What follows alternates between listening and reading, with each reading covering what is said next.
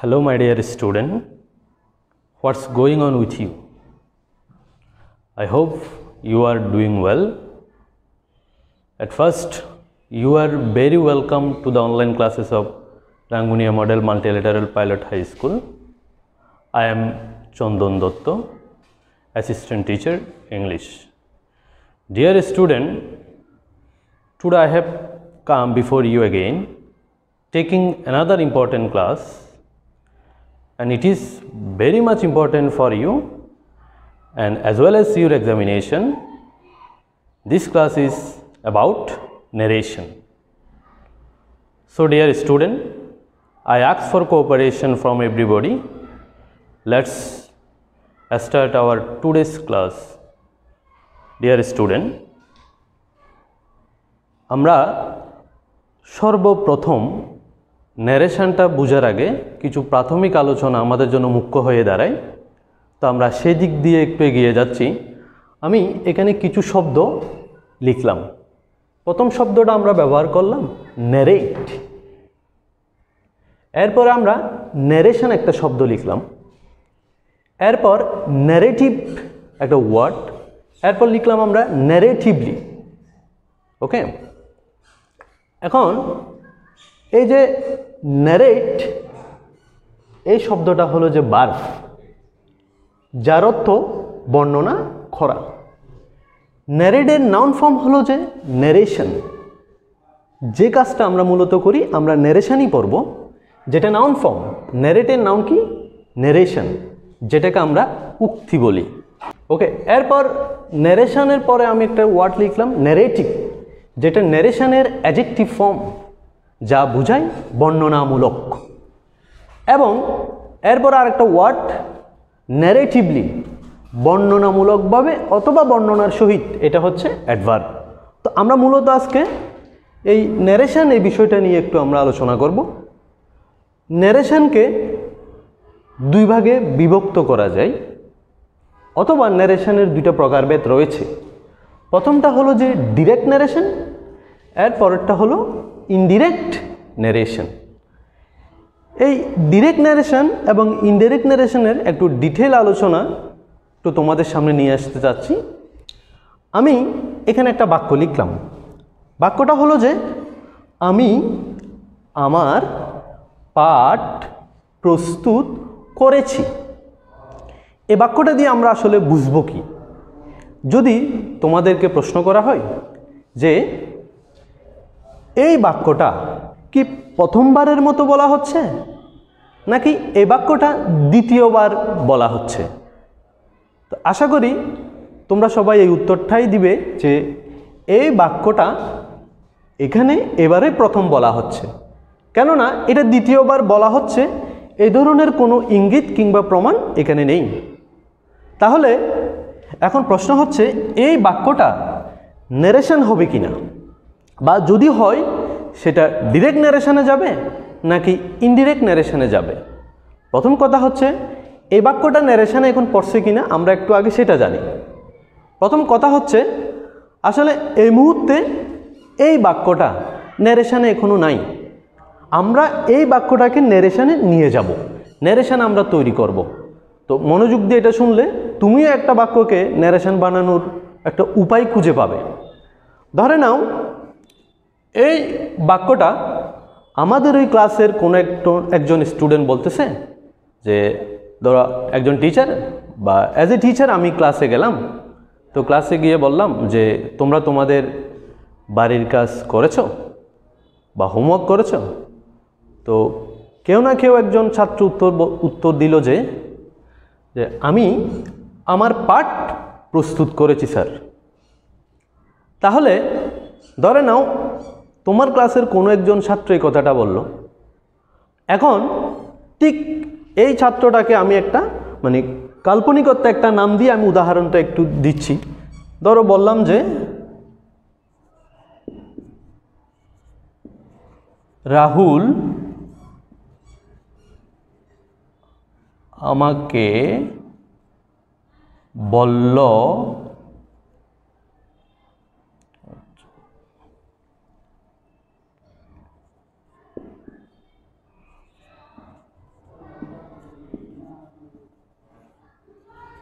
রাহুল আমাকে বলল আমি আমার পাঠ প্রস্তুত করেছি।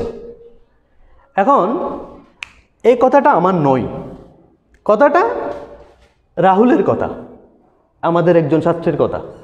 সে বলল যে আমি আমার পাঠ প্রস্তুত করেছি। এখন একটু ভেবে দেখো, প্রথম বাক্যে এই শব্দটার কিছুই ছিল না, শুধু এরকম যে আমি পাঠ প্রস্তুত করেছি। এখন আমরা এই বাক্যটা পরিবর্তন হয়ে হলো রাহুল আমাকে বলল।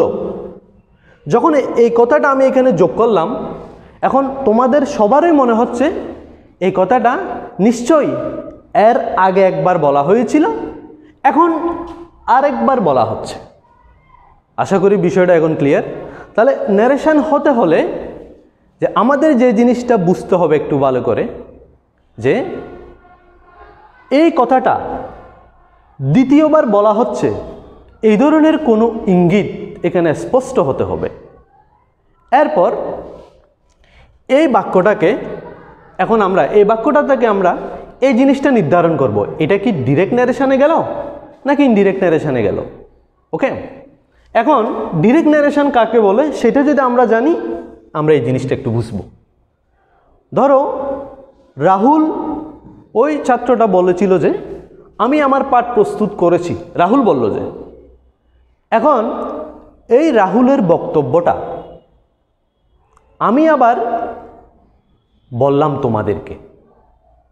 তাহলে আমি রাহুলের বক্তব্যটা বলার সময় আমি রাহুলের কথার কোনো পরিবর্তন করেছি? রাহুল বলল যে আমি আমার পাঠ প্রস্তুত করেছি। আমিও বললাম যে রাহুল আমাকে বলল আমি আমার পাঠ প্রস্তুত করেছি। তাহলে আমি ওর কথার কোনো পরিবর্তন করছি না। তাহলে এটা থেকে আমরা এখন ডিরেক্ট ন্যারেশন কাকে বলে শিখব। তাহলে দেখো, এই কথাটা, এই বাক্যটার উৎপত্তি রাহুলের থেকে। রাহুল এই কথাটা বলেছিল। তাহলে ওর বক্তব্যটা, মানে বক্তার বক্তব্য বলতে আমরা যেটা বুঝি, এখানে রাহুল হলেন যে বক্তা, কথাটা আসলে যার থেকে আসলো।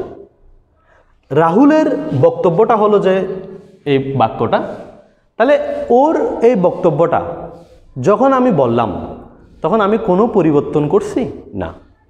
তার এই জন্যে বলা হয় কোনো বক্তার বক্তব্য যদি অপর কোনো বক্তা হুবহু প্রকাশ করে তখন সেটা হলো যে ডিরেক্ট ন্যারেশন।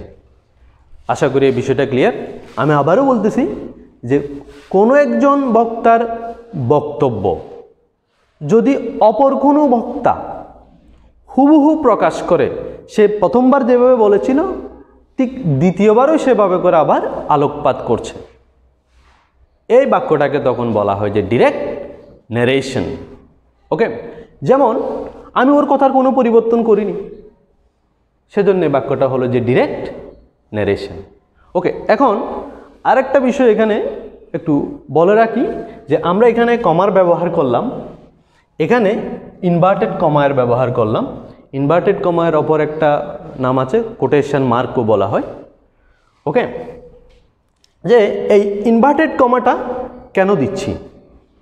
ইনভার্টেড কমা দেওয়ার কারণটা হলো যদি আমি কোনো একজন বক্তার বক্তব্য হুবহু বক্তা যেভাবে বলে ঠিক সেভাবে যদি আমি তুলে ধরি, সেজন্যে ইনভার্টেড কমা ব্যবহার করতে হয়।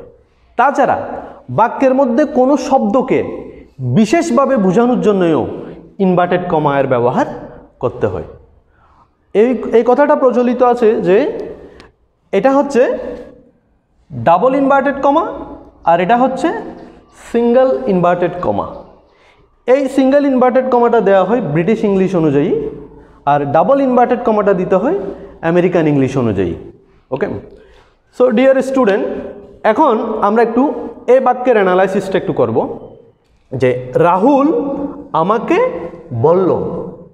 এখন এখানে রাহুলটা কি, আমাকেটা কি, বললটা কি এখানে? ওকে, এখানে এটা একটা বাক্য, এখানে এই তিনটা শব্দ মিলে এটাও একটা এখানে বাক্য। যেমন দেখো যে এখানে ভার্ব কোনটা, বলল কিংবা বলেছিল। হ্যাঁ, ওকে, যে রাহুল আমাকে বলল। এখানে যদি বলি বললটা কি, এখানে এটা একটা verb.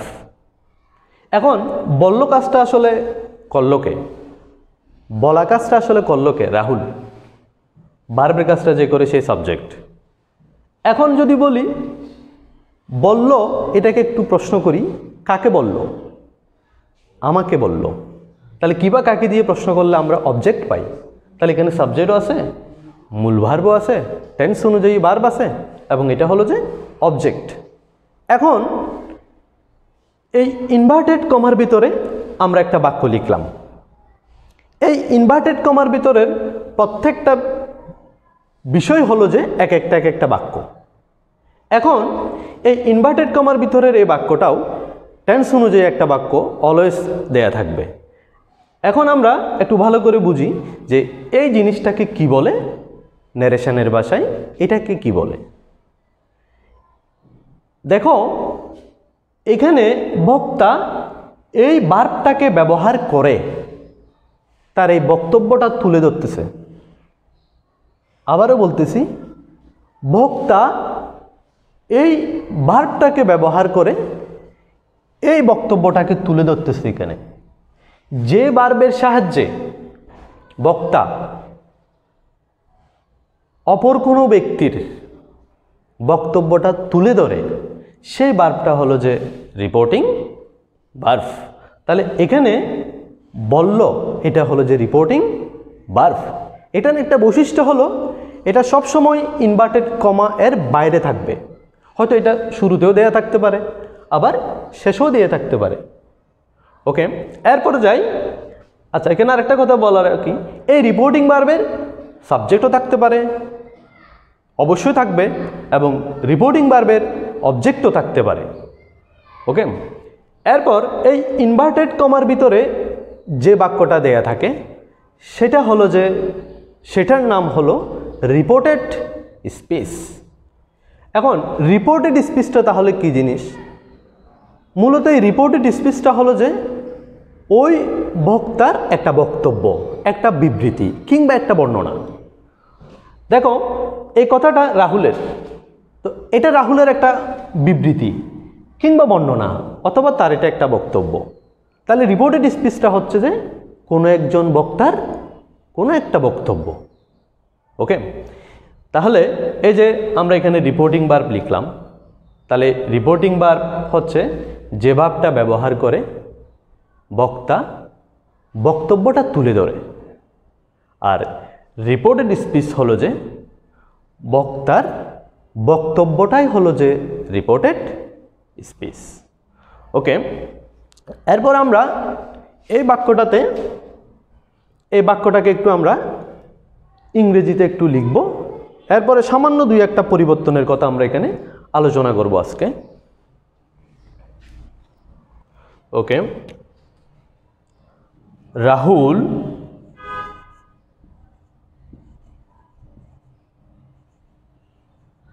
said to me। Rahul said to me, Rahul আমাকে বলল। এরপর ইনভার্টেড কমা শুরু করলাম। আমি আমার পাঠ প্রস্তুত করেছি। আমি, আই। বাক্যটা কোন টেন্সে? Present perfect tense. I have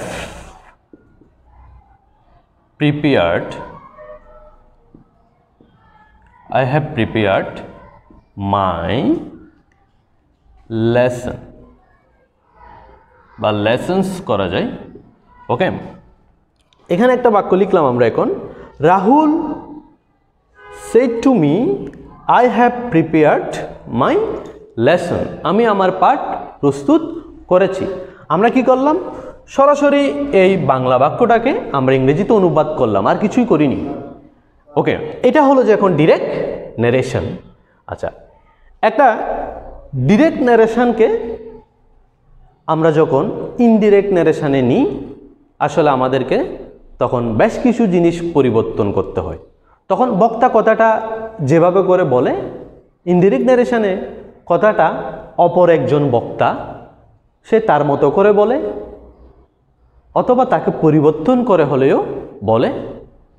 ওকে, এখন দেখো যে ইনডিরেক্ট ন্যারেশনে পরিবর্তন, ইনডিরেক্ট ন্যারেশন আসলে কোন কোন জিনিসগুলোর আসলে আমরা পরিবর্তন করি। ইনডিরেক্ট ন্যারেশন আমরা কোন জিনিসগুলোর আসলে পরিবর্তন করি? সর্বপ্রথম আমরা রিপোর্টিং ভার্বের একটা পরিবর্তন করি ইনডিরেক্ট ন্যারেশনে। আমরা যেটা একটু আগেও বলেছিলাম যে এ বাক্যে রিপোর্টিং ভার্ব হলো যে সেড টু, আমরা এটার একটা পরিবর্তন করি। হয়তো সবসময় সে পরিবর্তনটা হয় না, তবে অধিকাংশ ক্ষেত্রে সে পরিবর্তনটা হয়।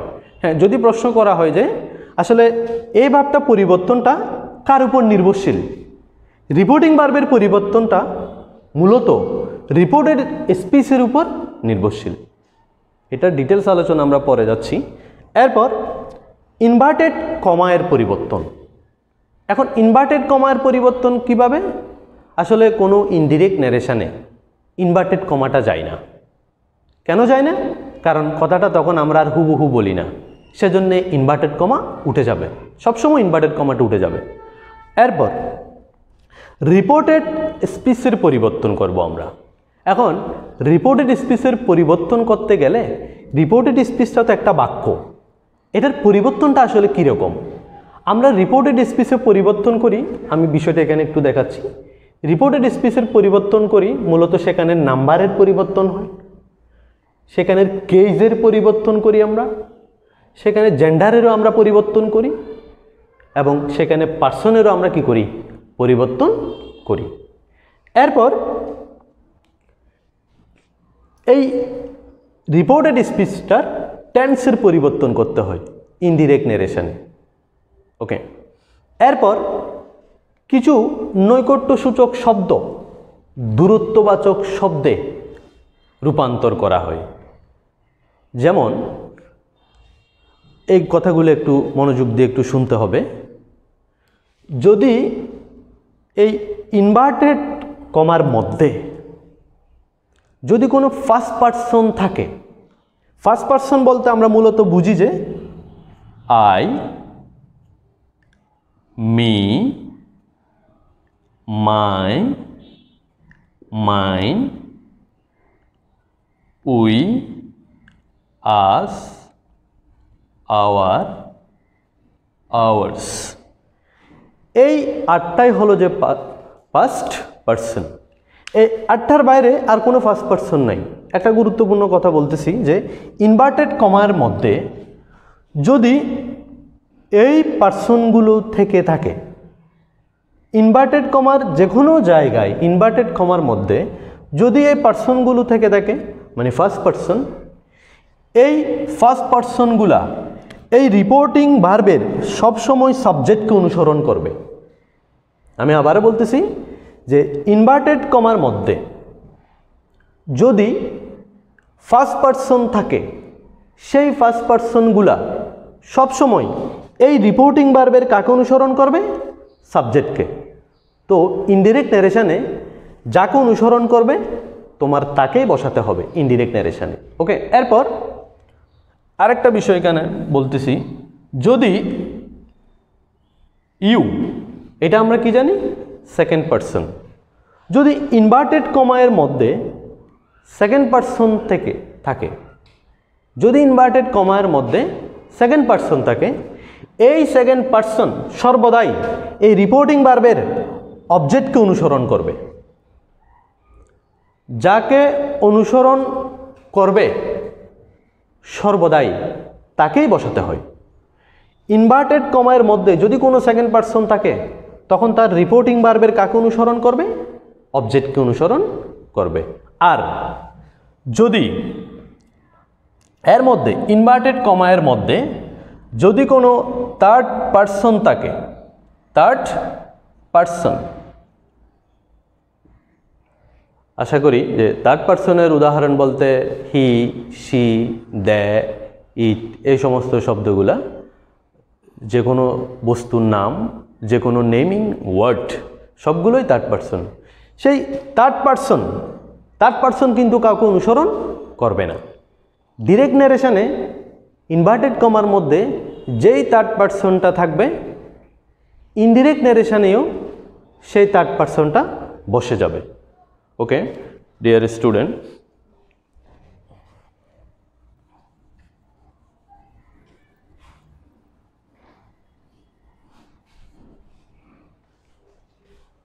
ওকে এরপর আমরা এখন আমাদের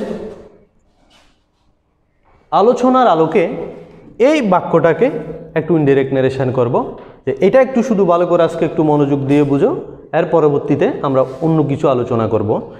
রাহুল সেড টু মি। এখন আমরা বললাম যে প্রথমে রিপোর্টিং ভার্বের একটা পরিবর্তন বাক্যে আনতে হয়।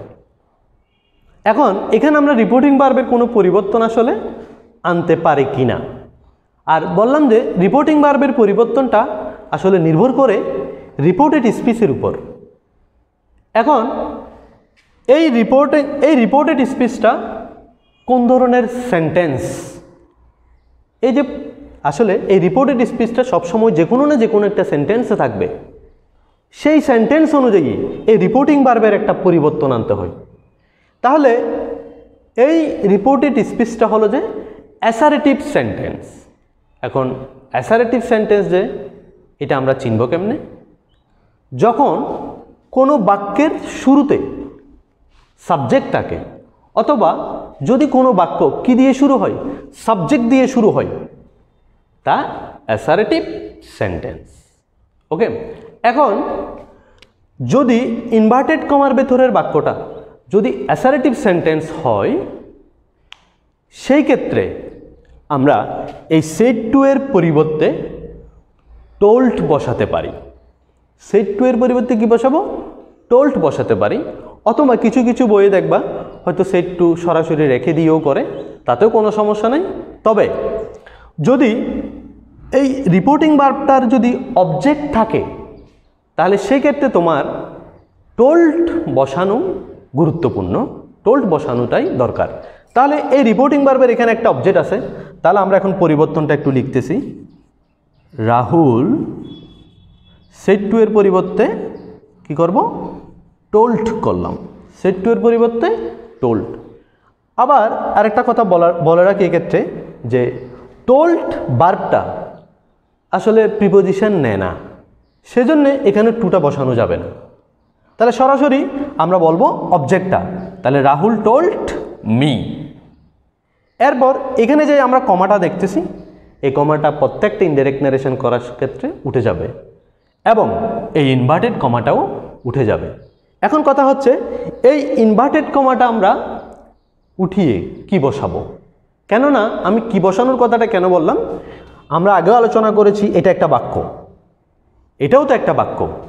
তো দুইটা বাক্যকে এখানে আমাদের আসলে সংযুক্ত করতে হবে। তাহলে সংযুক্ত করার জন্যে আমাদের কোনো না কোনো উপায়ে এখানে জয়নিং ওয়ার্ড আনতে হবে, অথবা লিঙ্কিং ওয়ার্ড আনতে হবে আমার এখানে, যেটা দিয়ে আসলে যুক্ত করা যায়। তাহলে যদি ইনভার্টেড কমার ভেতরের বাক্যটা যদি হয় যে অ্যাসারেটিভ, সেক্ষেত্রে আমরা জয়নিং ওয়ার্ড হিসাবে দ্যাট বসাতে পারি। ওকে, শর্ত হচ্ছে এখানে এটা যে ইনভার্টেড কমার মধ্যে থাকতে হবে কি, বাক্যটা অ্যাসারেটিভ সেন্টেন্সে থাকতে হবে। তখন আমরা ইনভার্টেড কমাটা তুলে দিয়ে দ্যাট বসাতে পারি। এরপর যে জিনিসগুলো একটু বুঝালাম ওই আলোচনায় আসতেছি বারবারই আমরা। এই ইনভার্টেড কমার ভেতরের এই বাক্যটার মধ্যে একটা সাবজেক্ট আছে, সেটা হলো যে ফার্স্ট পারসন। তো আমরা কি জানি, সাবজেক্ট ফার্স্ট পারসন। এখানে যদি ইনভার্টেড কমার ভিতরে কোনো ফার্স্ট পারসন থেকে থাকে, এই ফার্স্ট পারসন কাকে অনুসরণ করে?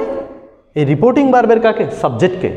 রিপোর্টিং ভার্বের সাবজেক্ট হচ্ছে রাহুল, তো যাকে অনুসরণ করে তাকে বসাতে হয়, তবে কোনো নাউন বসানো যাবে না।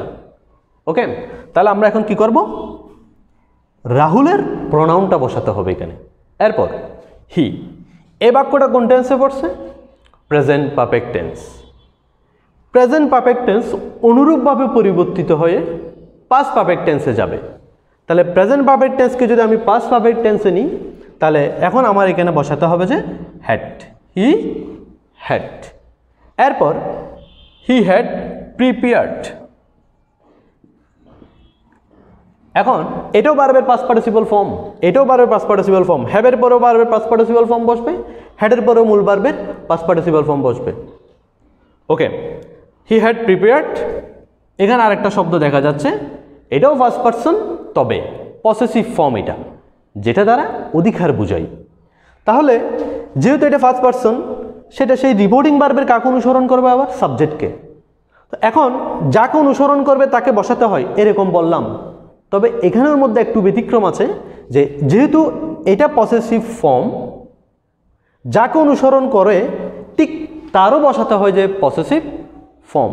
ওকে, তাহলে ফার্স্ট পারসন আবার পসেসিভ ফর্ম, তাহলে যাকে অনুসরণ করবে তারও বসাতে হবে যে পসেসিভ ফর্ম। তাহলে রাহুলের সাবজেক্ট ফর্ম হচ্ছে হি, এর অবজেক্ট হচ্ছে যে হিম, পসেসিভ ফর্ম হলো যে হিস। তাহলে এখানে বসাতে হবে that he had prepared his lesson. এই গেল যে সব অ্যাসারেটিভ বাক্যকে ইনডিরেক্ট নারেশনে নিয়ে যাওয়ার এই পরিবর্তন। এভাবেই করে আমরা পরিবর্তনটা করব। তাহলে আমরা আজকে এটার সামগ্রিক আলোচনা থেকে আমরা যা বুঝলাম, আমরা আমাদের পাঠ্য বই থেকে সেই সমস্ত এক্সারসাইজগুলো করার একটু চেষ্টা করব। আর যখন ওই স্কুল খুলবে তখন আমরা হয়তো ওই এক্সারসাইজগুলোর আলোকে ক্লাসে আরও আলোচনা করব আমরা। তো ধন্যবাদ সবাইকে যে ক্লাসটা মনোযোগ দিয়ে শোনার জন্যে। তো আশা করি আবার কোনো একটা ক্লাসে আবারও দেখা হবে। সে পর্যন্ত সবাই সুস্থ থাকো, ভালো থাকো, এ কামনায় রইলাম। ধন্যবাদ সবাইকে।